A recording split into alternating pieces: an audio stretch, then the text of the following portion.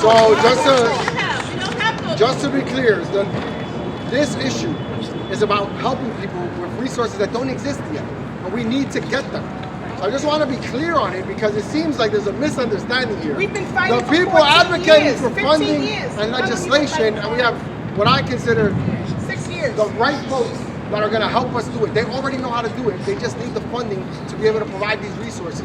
So we called on the Center for City Neighborhoods, and now we're calling on Mobilization for Justice, and have Sean Davis please come up, who's an attorney that is ready to do this work, given the opportunity and the funding by the mayor's office. Good afternoon, everybody. Good afternoon. I'm a senior staff attorney with Mobilization for Justice, our foreclosure prevention project. I am also proud to call Brooklyn my home. Our team assists vulnerable homeowners who do not have representation in foreclosure court. We know that the passing down of the home itself is generational wealth, and we try to preserve that within the family, even while the banks are trying to remove homeowners from these homes, from their lifelong homes. We help homeowners throughout the 5 boroughs, but most of our work is done in Kings County.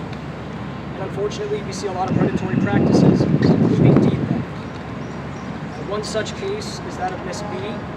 In 2017, Miss B was trying to save her family home.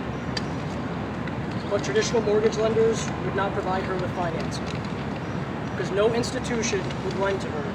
She was lured by a less than reputable individual who gave her what's called a hard money loan. Whoa. That's a short-term loan with a high interest rate. It's a loan that's designed and due to fail. And it did. So Miss B defaulted. Just as the scammer planned, upon default, the title of her home automatically transferred to the scammer. MFJ helped Miss B sue the scammer back in 2019, but this lawsuit is still ongoing, over 6 years later. And this is after a finding by the judge that the loan wasn't legal. So even with that finding, Miss B is still fighting. And that's just one story of the hundreds or maybe thousands that are happening in Kings County. We often hear from black and brown Brooklyn homeowners who have been subjected to equity-stripping scams that deprive their families of intergenerational wealth and who are desperate for help. In addition to funding for free legal services to help victimized homeowners, New York should improve its outdated consumer protections to ban unfair and abusive practices and empower homeowners to hold scammers accountable.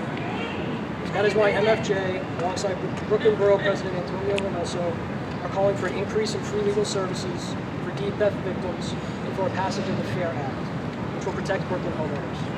Thank you. Even though we've had 3,500 complaints so far in this city, less than 30 people have actually been convicted of a crime. So 3,500, that's how hard this is. And even when you're right, without the resources, you will not get your house back. Now we want to call up Neighbors Helping Neighbors and Fifth Ave Committee, Anthony Koker, if you can come up. He's the housing council. Good morning. My name is Anthony Koker, and I represent the housing councils and Neighbors Helping Neighbors in the Fifth Ave Committee. Every day we fight for families who are experiencing deed theft. We're here today because the fight against deed theft is a fight for justice, for stability, and for the very fabric of our communities. Deed theft is a predatory crime that robs homeowners of their most valuable assets, often targeting the most vulnerable among us, like elderly and people of color. We've been fighting for too long. That's why NHN and Fifth Avenue Committee stand in strong support of this bill. It will provide crucial protection and resources to prevent these heinous crimes from happening in the first place, and help victims reclaim what is rightfully theirs. But passing this bill is only part of the solution. We also call on the district attorney to aggressively pursue criminal prosecutions against those who committed deed theft. These are not civil matters. These are serious crimes that deserve serious consequences. We need to send a clear message that deed theft will not be tolerated in our city. And finally, we urge the media to shine a bright light on these stories. Public awareness is a powerful weapon in this fight. The more people understand the tactics of deed thieves, the more they can protect themselves and their families. Together with strong legislation, diligent prosecution, and widespread awareness, we can protect our neighbors and ensure that Brooklyn homeowners can live in their homes with peace of mind. Thank you. Thank you. Now we want to call up Julie Howe from NILAC. Good afternoon. My name is Julie Howe, and I'm a supervising attorney with the New York Legal Assistance Group Foreclosure Prevention Project. We operate in the 5 boroughs of New York City as well as in Nassau and Suffolk. And unfortunately, most of the deed theft cases we get are from Brooklyn. For instance, nearly a quarter of the clients that we served in Brooklyn last year were victims of deed theft. Senior citizens and minority homeowners are particularly susceptible because of the property values that have skyrocketed, and especially when senior citizens have no more mortgages. Often clients are taken advantage by nefarious actors who look for homeowners who need short-term assistance and prey upon the equity of their properties, or worse, just take the deed themselves. Deed theft cases are particularly difficult to unravel. My organization has had one case that has lasted for 9 years. And the court processes needed are complicated and long and ongoing. The need for services to help individuals right now with deed theft cases far outstrips the resources that legal services organizations like ours have. And so we thank Borough President Reynoso very much for his efforts on this problem, and we look forward to working with everyone in the future. Now we're going to close it out with Bridge Street Development Corporation, the great Greg Anderson. We're the brunt of this. I would hope that we get to speak. Good afternoon, everyone. And then I hope I get to speak. Bridge Street Development Corporation is proud to stand in solidarity with Borough President Reynoso, Council Members Say, Nurse, and Lewis, and advocates and homeowners, demanding increased investment in the fight against deed theft. While we at Bridge Street do not provide legal services directly, our deep engagement with over 50 block and resident associations has made clear just how critical legal support is for preventing these crimes and protecting longtime homeowners, especially our seniors. There are recent high-profile cases announced, like the $7 million in Sunset Park and $2 million in Fort Greene. Those 2 indictments are just the tip of the iceberg. But if 2 cases total $9 million is just the tip of the iceberg, the $5 million that they're asking for is just a drop in the bucket. But it's an important drop in a critical bucket that must be filled. For me, it is no coincidence that this meeting is taking place on the date that was initially scheduled for the New York City tax lien sale. A process that too often serves as a roadmap for predatory actors targeting those in financial distress. With the extension of that lien sale, as we speak, our office is printing the addresses from the 10-day lien sale list, and we will be partnering with the Brownstoners of Bedford-Stuyvesant to go door to door to try to save as many of the 700 homes in the 36th Council District that are on that list. But rest assured, just as we are using that list to identify the homes we can save, the predators and scammers are using that same list to identify the homes they can steal. Absolutely.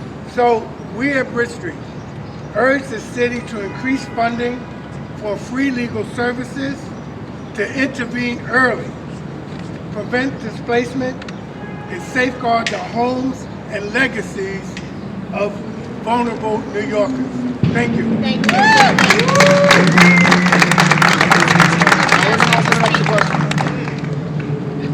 Thank you, everybody. Just to piggyback off the lien sale, and it indeed being a roadmap for scammers, as we well know, do lawmakers have any plans to not publish the names of vulnerable homeowners who are up for the tax lien sale? Because I've heard that's a really big issue here for constituents. So the council did pass legislation to create more off-ramps, easy exit options, more notification. At the end of the day, people who have water and property tax lien, the city needs to collect that tax because that's how we fund our programs. That's how we fund education and roads and parks. And so we passed legislation not only to provide more money for direct door knocking, phone banking, to make sure people know they have a personal touch, more notification. But as of right now, I don't believe there are plans to prevent that, although that is something that has been explored in terms of how can we stop the publication of that. A lot of this stuff is on multiple different public outlets, including from the state. So it is definitely going to take city and state collaboration to prevent that information from being public. I do believe there should be a certain threshold that exempts certain homeowners and certain people that make a certain amount of income from the tax lien sale. I've been a frequent advocate of abolishing the tax lien sale within that sense for small homeowners, most especially my constituents who are preyed upon when their home is put on the tax lien sale. But that's something that we're still exploring various different solutions to move forward on. As Councilmember Nurse spoke about, the city still needs to collect those taxes. However, I do believe that those who are making X amount of money should be exempted from that tax lien sale and explore multiple other options in terms of how they can pay for their water bills as well as property tax bills.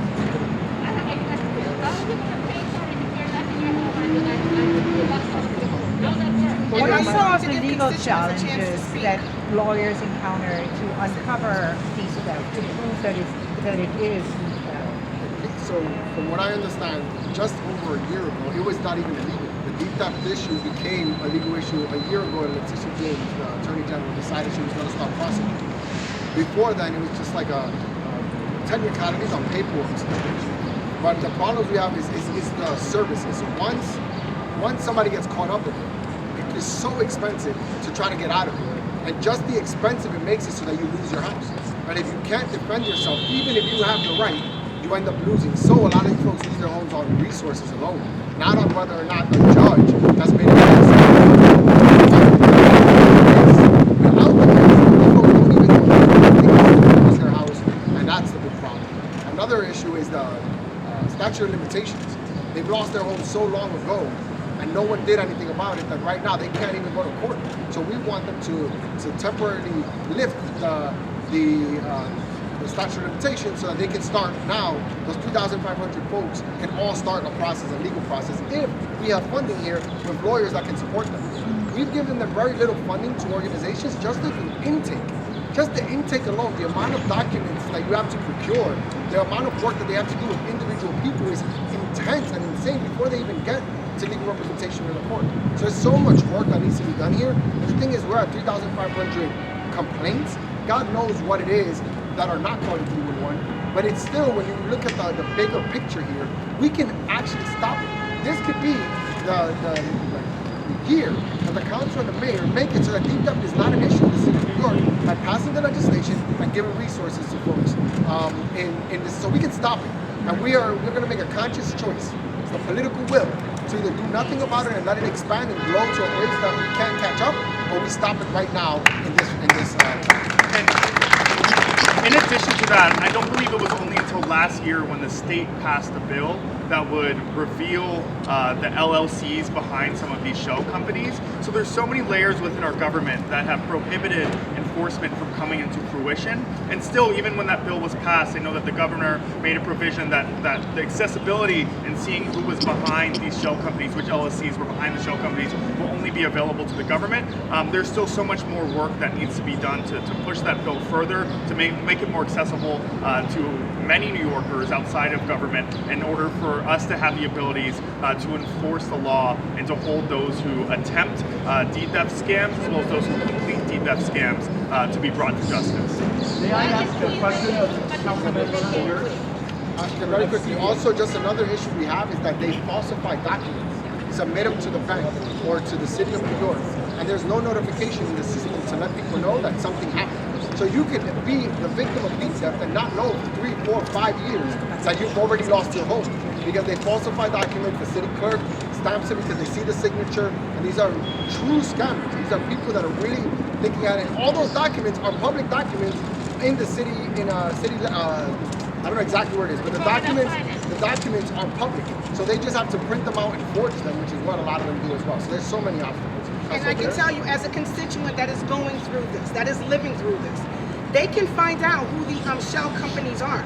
This man is on trial. Sanford, Sandford. You cannot find out who the LLCs are. Only law enforcement entities can find out. That's because I'm in the bill court. was watered His down. at the EIN state number level, was so all that mine. only law enforcement entities can actually look up when there's a. I did have a question on the name and shame measure that you're talking about. When did you see that start?